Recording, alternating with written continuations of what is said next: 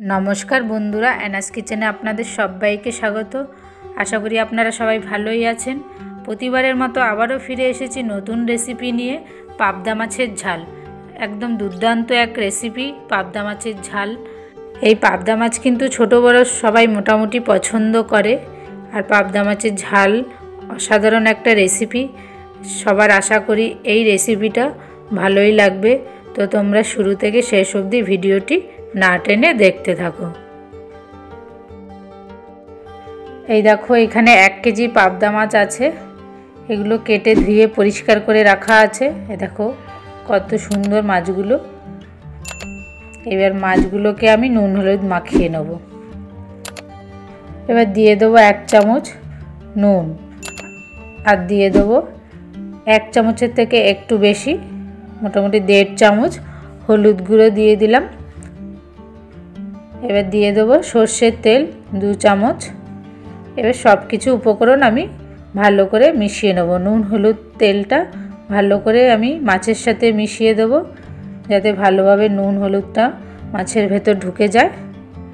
এভাবে ম্যারিনেট করে রেখে দেবো আমি 15 মিনিট। এই দেখো ম্যারিনেট হয়ে গেছে। এটা এবার আমি রেখে দেবো এইভাবে 15 মিনিট। এবার মিক্সারে আমি নিয়ে নেব সাদা লাল সর্ষে ভিজিয়ে রাখা। এখানে আমি 40 গ্রাম সর্ষে নিয়েছি। 4 থেকে 5 চামচ পোস্ত আর দিয়ে দেবো এখানে 5 থেকে 6টা কাঁচা পাকা লঙ্কা। এবার সামান্য জল দিয়ে আমি পুরো মিশ্রণটাকে আমি ভালো করে পেস্ট করব। এই দেখো পেস্ট হয়ে গেছে।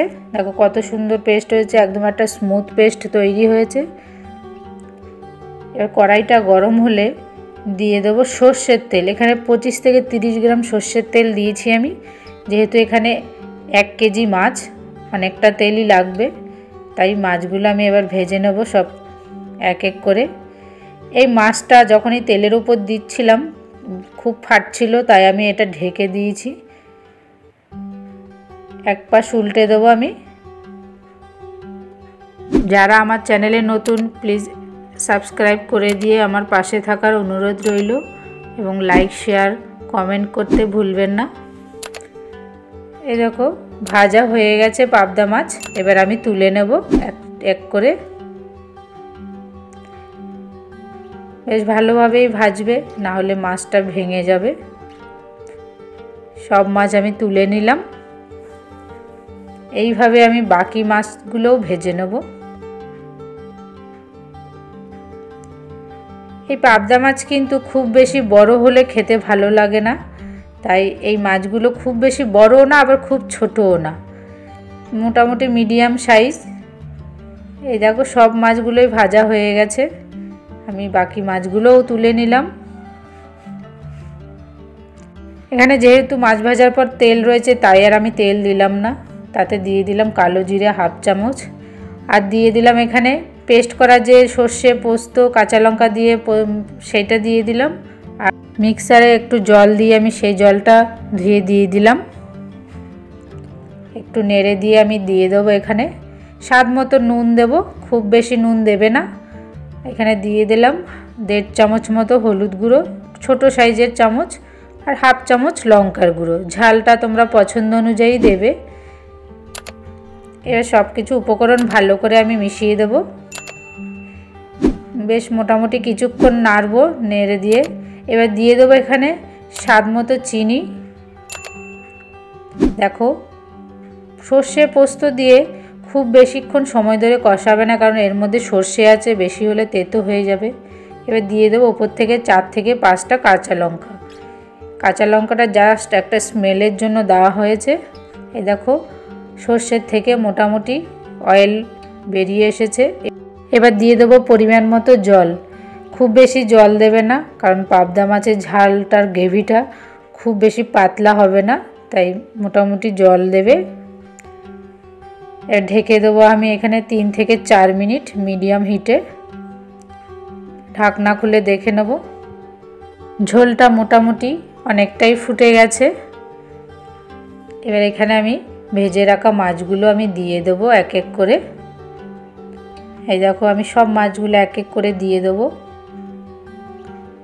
যেহেতু এখানে মাছের পরিমাণটা বেশি, তাই ঝোলের সাথে খুব সাবধানে মাছগুলো মিশিয়ে দেবে যাতে মাছগুলো ভেঙে না যায়, কারণ এই মাছ খুব নরম হয়। ঝোলে দেওয়ার পর খুব সাবধানে নাড়বে। মাছের সাথে আমি ঝোলটা বেশ ভালো করে মিশিয়ে দিলাম। এবার 1 মিনিট মতো আমি এটা ঢেকে রাখবো। 1 মিনিট পর আমি ফিরে এসেছি। দেখো মাছের সাথে বেশ গ্রেভিটা বেশ গাঢ় গাঢ় হয়ে গেছে, ঝোলটা ঘন হয়ে গেছে। ঠিক এরকম হলে নামিয়ে নিতে হবে। এবার আমি দিয়ে দেবো ওপর থেকে ধনেপাতা কুচি। তোমরা যদি ধনেপাতা না পছন্দ করো স্কিপ করে যেতে পারো। ধনেপাতাটা দিয়ে বেশি ফোটাবে না। এই দেখো হয়ে গেছে, ভালো করে মিশিয়ে দিয়েছি ধনেপাতাটা। এবার একটু হাত দিয়ে কড়াইটা আমি ঝাঁকিয়ে দেবো যাতে ধনেপাতাটা ভালো করে ঝোলটার সাথে গ্রেভিটার সাথে মিশে যায়। গ্যাস অফ করে দিলাম, হয়ে গেছে।